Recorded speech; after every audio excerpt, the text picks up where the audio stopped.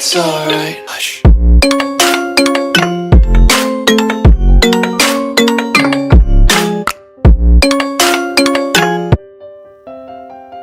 Hello guys, welcome back to our channel Learn with Vishwajit PVG. So today we are going to learn a new topic and a very interesting topic जिसका नाम है logarithm, which is one of the most important topics of all the competitive exams for which we need this topic. तो सबसे पहले समझते हैं कि logarithm मतलब होता क्या है। तो लॉगरिदम सबसे पहले तो एक फंक्शन है सेट थ्योरी के हिसाब से देखा जाए तो, जिसकी जो डोमेन है वो पॉजिटिव रियल नंबर से है, क्योंकि अपन लोग जब भी कोई लॉग में वैल्यू लेते कभी नेगेटिव वैल्यू नहीं लेते। और इसकी जो रेंज है हमको नेगेटिव वैल्यू कभी कभी दे सकती है कोई रेयर केसेस में, इस कारण हम इसकी रेंज को पूरा रियल नंबर का सेट मानते हैं। और अब आगे बात करते हैं कि मेन बात इस फंक्शन की क्वालिटीज़ क्या है या प्रॉपर्टीज़ क्या है। तो इस फंक्शन में हम देख सकते हैं कि ये inverse of exponents and powers. अब एक्सपोनेंट एंड पावर्स बोलने का मतलब ये है कि अगर अपन लोग कोई भी नंबर वेरिएबल नंबर ले रहे हैं जिसकी पावर x हो, a to the power x is equal to m है मान लेते हैं।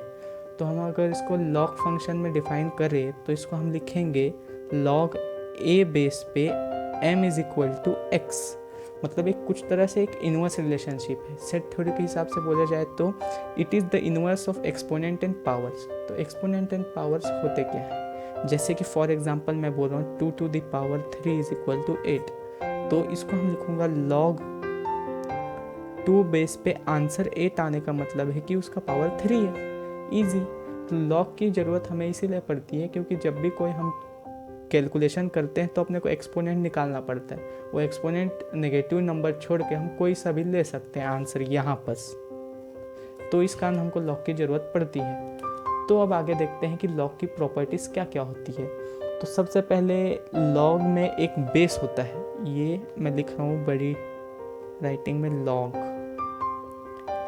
लॉग। इसके बाद यहाँ पर कोई भी बेस है, मान लो a है और यहाँ पर m है और आंसर x दे रहा है। तो इसको हम लोग देखेंगे तो ये तो अपना फंक्शन हो गया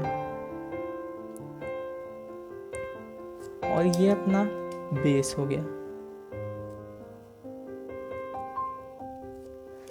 और ये जो भी कोई क्वांटिटी है, मतलब अपन लोग किस वैल्यू के लिए उसकी इमेज देखना चाहते हैं। फंक्शन क्या है, एक तो मैपिंग है, एक तरह की मैपिंग, मतलब हम लोग कोई भी चीज़ को मिरर के वन साइड से देखें और अलग साइड से देखें तो अलग अलग नहीं दिखती, लेकिन कुछ ना कुछ डिफरेंस होते हैं। जैसे अपन लोग मिरर में देखते हैं तो लेटरल इन्वर्जन दिखता है, वैसे ही अगर हम लॉग के अंदर में कोई भी वैल्यू लिख रहे हैं तो उसका कुछ अलग इमेज हमको दिखेगी अलग साइड पे, क्योंकि इट इज़ अ फंक्शन मतलब वही होता है कि मैपिंग होती है। और ये किस चीज़ की इनवर्स मैपिंग है, एक्सपोनेंट एंड पावर्स की। तो ये अपन लोग का बेस क्या क्या हो सकता है, बेस अपन लोग के हो सकते हैं, 0 नहीं हो सकता, 1 2 3 4 all natural numbers, real numbers, और साथ में एक्सपोनेंशियल फंक्शन, जिसके लिए मैं अगला वीडियो बनाऊंगा। और m क्या है, m अपन लोग का जो भी वैल्यू हम रखना चाहे, यहाँ पर हम सिर्फ पॉजिटिव रियल नंबर रख सकते हैं और ये अपना डोमेन है।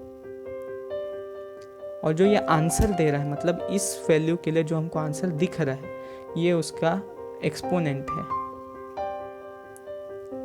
एक्सपोनेंट या हम बोल सकते हैं रेंज वैल्यू है, क्योंकि रेंज तो हमारा एक सेट है ना, और जो डोमेन है वो भी एक सेट है हमारी, इस कारण। अब हम देखते हैं कुछ रूल्स और ऑपरेशन हम इसमें कैसे लगाएंगे जिससे कि अपने क्वेश्चन हम इजीली सॉल्व कर सकें। तो सबसे पहले हम लोग क्या करते हैं, 2 नंबर्स एज्यूम कर लेते हैं जिसको अपन लॉग फंक्शन के अंदर रखने वाले हैं, और उनका बेस एक आर्बिट्री बेस रखते हैं a। आर्बिट्री मतलब वो कुछ भी हो सकता है, या तो 1 हो सकता है, 2 हो सकता है, 3 हो सकता है, 4 हो सकता है, लेकिन मेनली देखा जाए तो या तो 10 होता है या तो e होता है। e को बोलते हैं हम एक्सपोनेंशियल फंक्शन। वो भी बहुत इम्पोर्टेंट टॉपिक है, देखा जाए तो जेई और एनडीए के टॉपिक के हिसाब से एक्सपोनेंशियल फंक्शन। तो एक्सपोनेंशियल फंक्शन के लिए सबसे पहले हम देखते हैं अब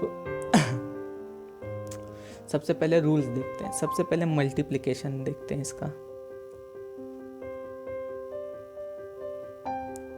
मान लो मैं लॉग के अंदर लॉग ए बेस पे एक्स वाई का मल्टीप्लिकेशन करता हूँ, तो ये होगा लॉग ए बेस पे x plus log a base पे वाई। और उसी तरह से मैं डिवीजन देखता हूँ, तो डिवीजन होगा लॉग ए बेस पे x upon y is equal to log a base पे x minus log a base पे वाई।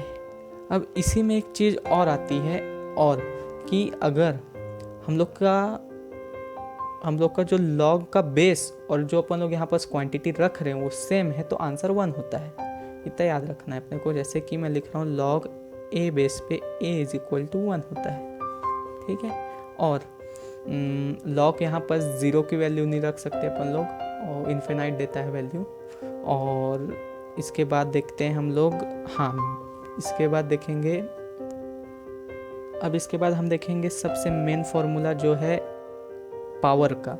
जैसे मैं बोल रहा हूँ लॉग ए बेस पे एक्स की पावर n है, तो ये जो पावर है वो लॉग के सामने आ जाती है, log n log a x। ये एक बहुत इम्पॉर्टेंट फॉर्मूला है, या तो हम इसको बोल सकते हैं स्टार फॉर्मूला, जो कि बहुत ज़्यादा यूज़ होता है। तो इसके बाद अपन लोग ये बात करते हैं लॉग के बेस चेंज फॉर्मूला के बारे में।